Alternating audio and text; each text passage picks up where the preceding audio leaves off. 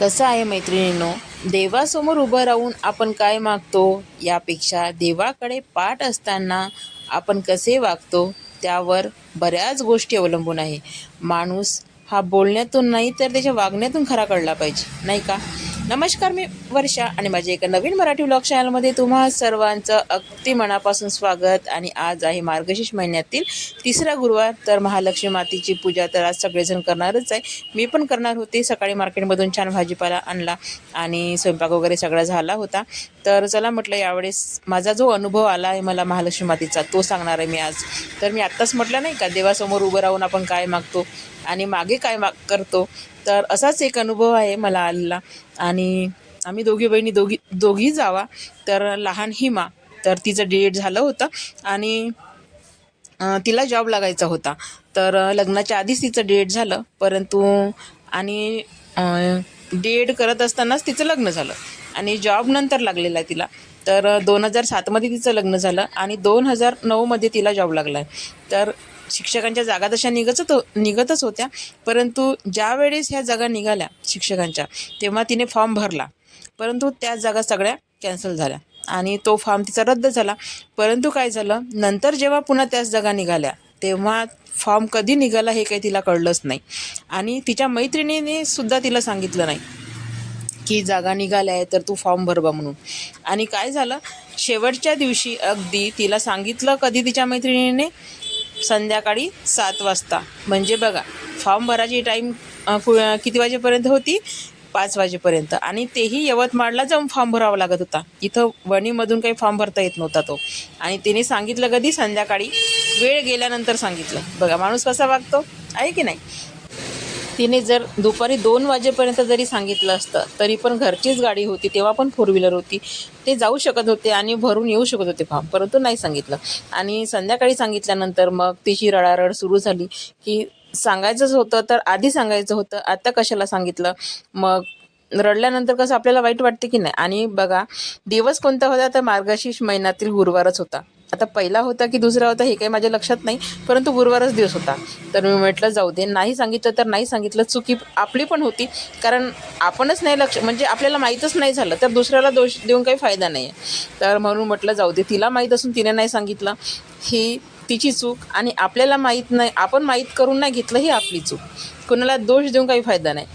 तर मी म्हटलं जाऊ दे, जर तुझ्या नशिबात असेल म्हटलं तर महालक्ष्मी मातेचा आज गुरुवार आहे, तर तुला जर लागायची असेल तर महालक्ष्मी माता कुठूनही आणेल आणि कसंही तुला लागायची असेल तर लागलंच म्हटलं.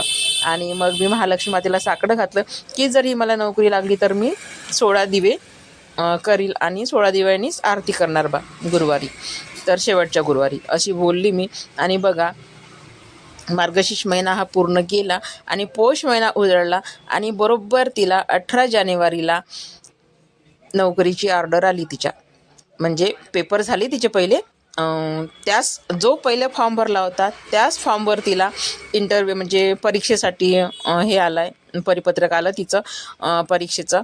आणि त्यानंतर मग परीक्षा दिली, परीक्षेत चांगल्या मार्कानं पास झाली. आणि जिने तिला उशिरा सांगितलं तिचा नंबर लागला नाही आणि हिमाचाच नंबर पहिले लागला आणि जॉब हिमालाच पहिले मिळाला.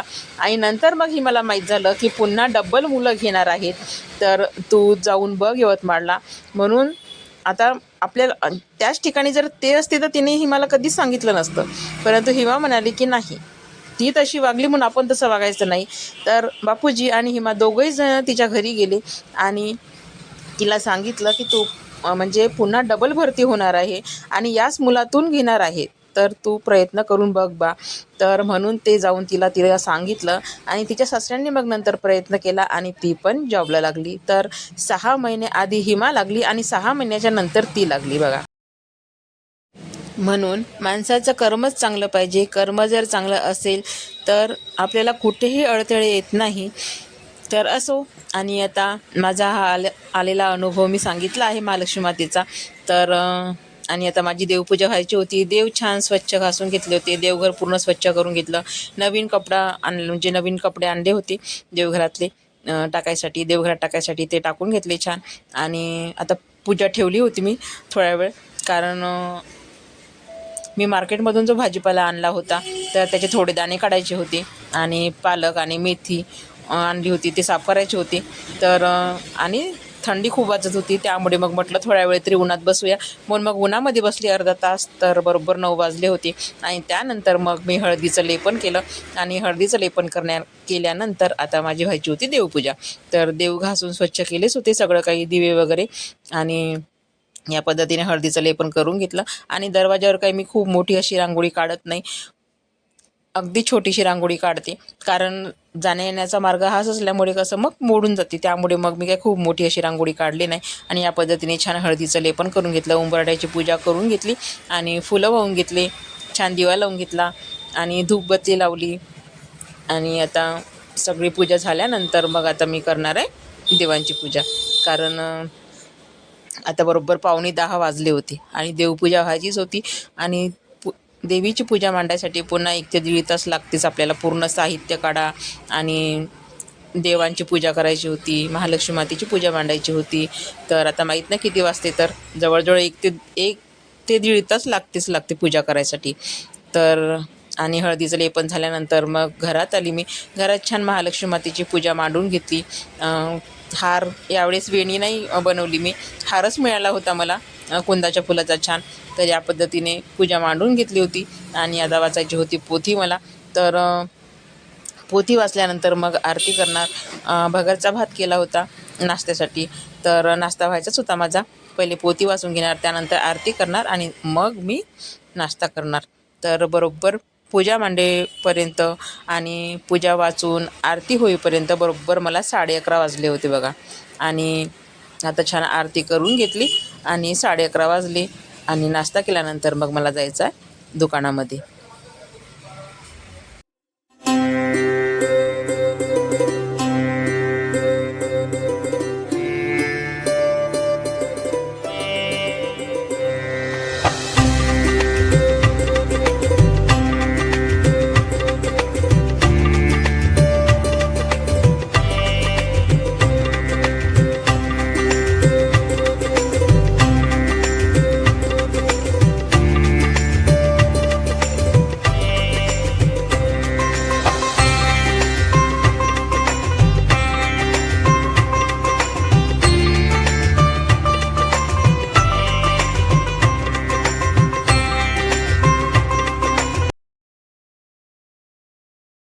पूजा झाली आहे माझी आत्ता. आणि आता करून घेणार आहे नाश्ता, कारण मला जायचं आहे दुकानामध्ये. चला तर मग या भगरचा भात खायसाठी. आणि कसा वाटला आजचा व्हिडिओ नक्की कमेंटमध्ये सांगा. आणि व्हिडिओ आवडल्यास नक्कीच लाईक, शेअर आणि सबस्क्राईब करा. आणि पुन्हा भेटू एका नवीन व्हिडिओसह. तोपर्यंत सर्वांना बाय बाय.